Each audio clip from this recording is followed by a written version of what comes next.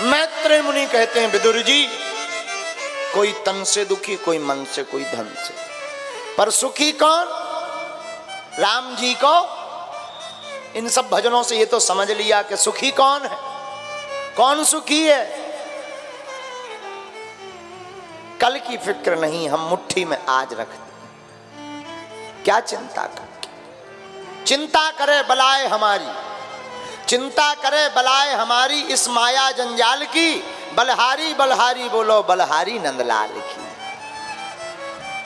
है? जिस मालिक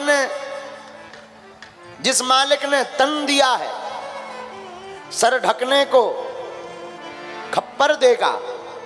जिस मालिक ने ये तन दिया है, सर ढकने को खप्पर भी देगा, कपड़े भी वही देगा। जिस मालिक ने तन दिया है, भोजन भी वही देगा। फिर चिंता करे बलाए हमारी इस माया जंजाल की, क्या चिंता?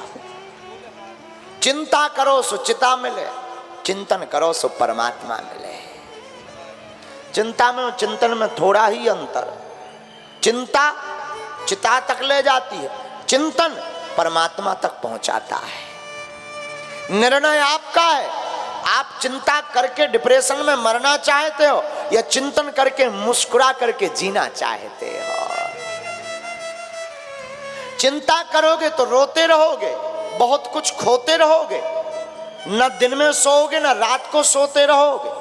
चिंतन करोगे, मौज करोगे, रोज करोगे, और प्रभु को पाकर के उनमें गल करके, पागल हो करके प्रभु की चरण शरण को लेकर के हर रोज उनके भजन में रोज करोगे। भजन ही साथ, बाकी सब बेकार। विचार करो, 4 घंटे से कथा सुन रहे, कथा में इतना आनंद कि कब घंटे निकल गए पता नहीं चला। और विचार करो, 2400 घंटे अगर उनके चिंतन में रहेंगे तो कब जिंदगी निकल जाएगी पता भी नहीं चलेगा। है? लेकिन साधु कहते चलो 4 घंटे ने सही, 1 घड़ी आधी मो पुनियाद तुलसी चर्चा राम की हरई कोट अपराध। 1 घड़ी ना सही, थोड़ा सा भी सही, जितना तुम भगवान का भजन सुन लो, कथा सुन लो, उतनी ही अच्छी। सबसे तो अच्छी उतनी ही अच्छी, नहीं सुनने से तो अच्छा है। आगे सृष्टि प्रक्रिया का वर्णन ब्रह्मा जी ने 4 कुमारों को बनाया, सनत सनंदन सनातन सनत कुमार। छाया से करदम ऋषि, वाणी से सरस्वती, वाम भाग से पुरुष, दक्षिण भाग से कन्या मनु शतरूपा प्रकट भई। मनु शतरूपा से हम लोग भय, इसलिए हम लोगों को मानव कहा जाता है।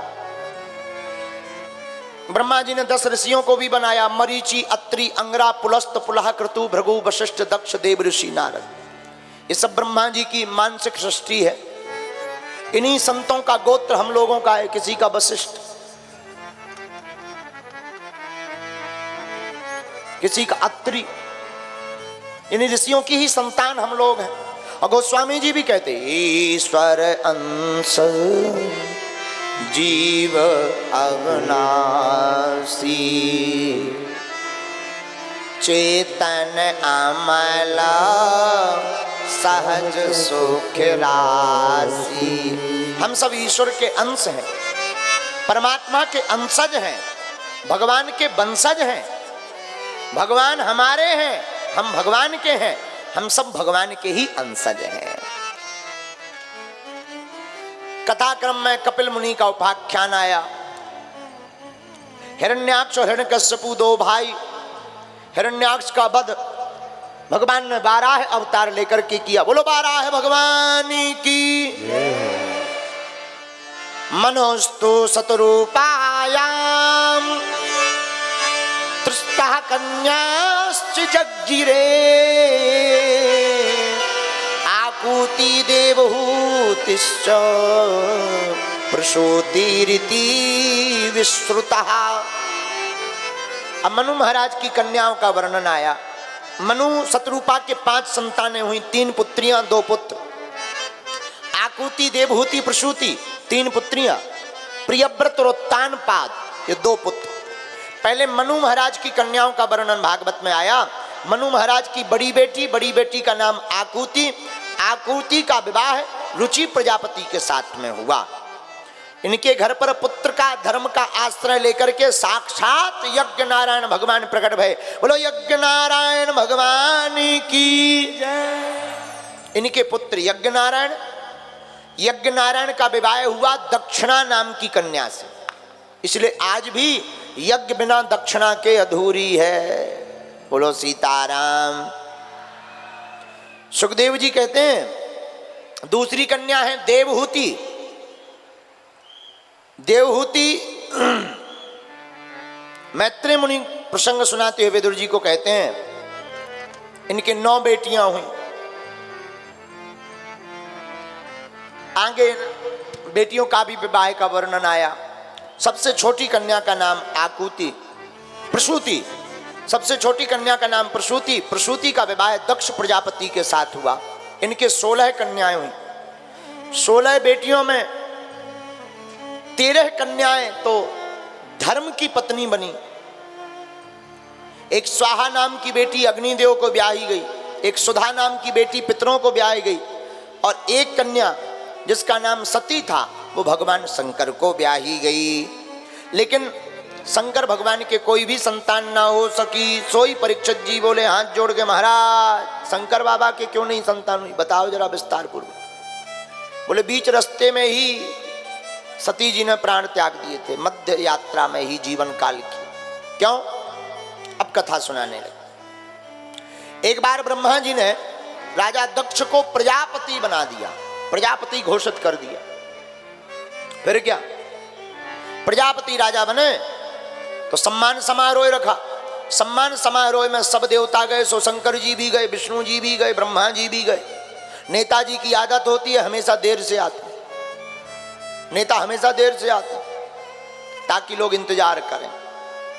नेताजी देर से आए, सबने खड़े होकर सम्मान किया, पधारिए पधारिए पधारिए पधारिए, आइए आइए आइए।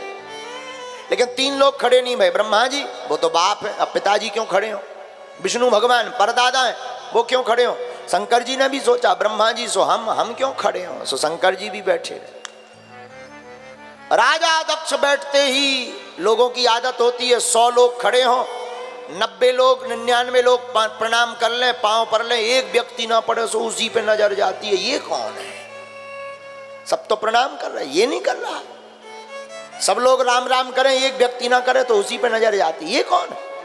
हमें राम राम नहीं कर, सब कर रहे। राजा दक्ष की भी वही नजर, सब खड़े होकर स्वागत कर रहे। 3 लोग बैठे हैं, ब्रह्मा जी तो पिताजी हैं, विष्णु भगवान परदादा हैं, पर शंकर जी हाथ लाल हो गया राजा दक्ष। अब बैठते ही भाषण शुरू कर दिए, बल्कि इनके प्रवचन होने थे बाद में, मुख्य नेताजी के भाषण हमेशा बाद में होते, लेकिन ये बैठते ही प्रवचन करने लगा। श्रूयताम ब्रह्म ऋषियों में सह देवा सह अग्नयः। सुनो सुनो सुनो सुनो सभासदों सुनो। साफ चौंक गए, हे भगवान कोई लंबा लफड़ा है, नेताजी भाषण दे रहे, सब सावधान। राजा दक्ष बोले सुनो, सभ्य समाज में एक भी अगर असभ्य आदमी आ जाए सभा बिगड़ जाती। सब एक दूसरे की तरफ देखने लगे, हे भगवान असभ्य कौन है? राजा दक्ष बोले यहां वहां कौन देख रहे हो? तुम्हें ये दिखाई नहीं पड़ता सामने नंगा शिव, न बैठने का ज्ञान न उठने का ज्ञान, दिन न रात भूत प्रेतों के संग में रहता, इसकी आदत भी भूत प्रेतों जैसी हो गई। तो बाकी लोग बोले वाह, तुमको शंकर जी में इतने अवगुण दिखाई पड़ रहे, फिर अपनी बेटी का विवाह क्यों किया है? इतने ही अवगुण थे तो शादी ना कर दे। राजा दक्ष बोला हम और शादी और शंकर से? कहां हमारी सुकुमारी बड़ी सुंदर कन्या, कहां ये मरकट लोचन वाला शंकर। मरकट लोचन का मतलब होता है बंदर सी आंख वाला। बोले कहां मरकट लोचन वाला बंदर? अपनी बेटी का विवाह, वो तो पिताजी की आज्ञा थी सो मान ली, वरना हम नहीं करते विवाह। नंदी जी साथ में थे, नंदी जी तो थोड़ा तमतमाए, आपकी आज्ञा हो तो हम जरा मजा चखाएं इनको। शंकर जी बोले नहीं, शांत बैठो, ससुराल की गालियां हैं, किसी को विवाह में मिलती, अपन को विवाह के बाद में भी प्राप्त हो रही, पाओ प्रेम पूर्वक। पानी भी चाहिए। नंदी जी मान गए, लेकिन बहुत देर हो गई राजा दक्ष को बक बक बक बक करते हुए। अंत तो गत्वा राजा दक्ष ने कह दिया, सुनो देवताओं, आज के बाद भगवान शंकर का किसी भी यज्ञ में कोई भी भाग नहीं होगा।